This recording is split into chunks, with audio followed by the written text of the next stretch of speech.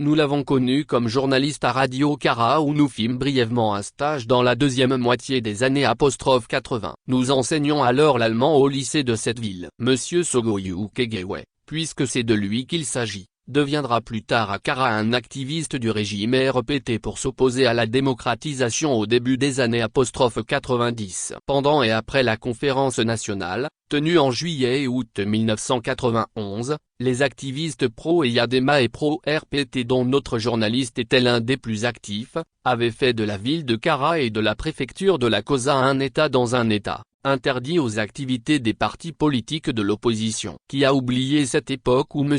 Akrima Kogoe, ancien directeur adjoint à l'enseignement du 3e degré, plus tard directeur général à la SALT, que nous avons également bien connu, s'était autoproclamé préfet de la Kosa, après que la préfet, Madame Gazaro Verret, nommée par le premier gouvernement de transition du Premier ministre Joseph Kokukofigo, fut renvoyée sur son instigation et sur celle d'un certain Sogoyou Kegewe.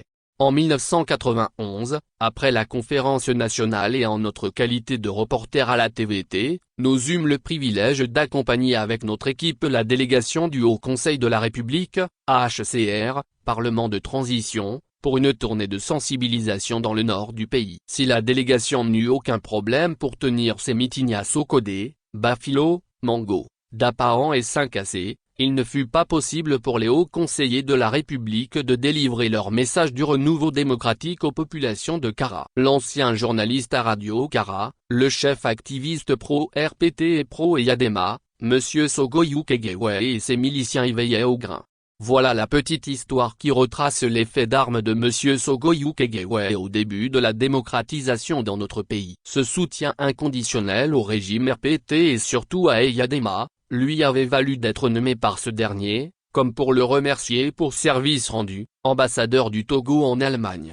Ce sont aujourd'hui les prestations de M. Sogoyou sur une chaîne de télévision de la place à Lomé, la New World TV qui attire notre attention. Non pas parce qu'il n'aurait pas le droit de faire ses analyses, mais bien au contraire. Même si le Togo est malheureusement encore au stade des balbutiements démocratiques, tout citoyen devrait avoir le droit et surtout la liberté de s'exprimer sur tout sujet relatif à la gestion de la nation, tout en respectant la vie, la liberté, l'honneur et la dignité des autres citoyens. Les vociférations et autres insultes gratuites proférées par M.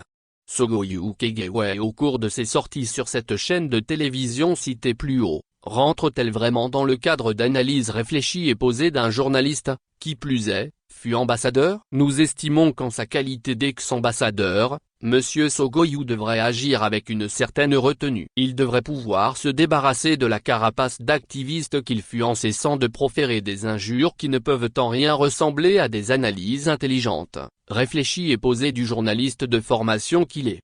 Par ailleurs, M. Sogoyou Kegewe, surtout dans la crise nigérienne, s'érige en panafricaniste en fustigeant, par des expressions pas très propres, des chefs d'État de la sous-région qui montrent beaucoup plus de zèle dans leur combat contre les militaires putschistes à Niamey. Ce qui est curieux, c'est que notre analyste politique évite soigneusement d'aborder le drame togolais dont il connaît très bien les tenants et les aboutissants. Voudrait-il par là nous signifier que son protecteur Faure Gnassingbé est lui aussi un panafricaniste? Cette propagande qui consiste à polir l'image d'un dictateur pour le rendre fréquentable ne peut que tromper les naïfs. Les Togolais, dans leur grande majorité, ne veulent aujourd'hui qu'une chose, la fin du règne sanglant des Gnassingbé de père en fils. Toute autre gesticulation quelle qu'elle soit, venant du pouvoir togolais actuel ou de ses soutiens, pour essayer d'éviter le verdict inévitable qui est le sien, est vouée à l'échec. Quant au caractère grossier des propos régulièrement tenus sur New World TV par l'ancien ambassadeur du Togo en Allemagne, M. Sogoyou Kegewe, inutile de dire qu'il n'est pas fait pour les oreilles de la masse sur les réseaux sociaux, où beaucoup ne peuvent pas faire leur propre analyse. Quel modèle pour les jeunes générations? Que disent les textes de là dans de tels cas? Un journaliste ou tout autre analyste peut-il continuer à donner son point de vue en insultant et en manquant de respect à des personnalités politiques, surtout étrangères? Samari Tchadjobo, Allemagne.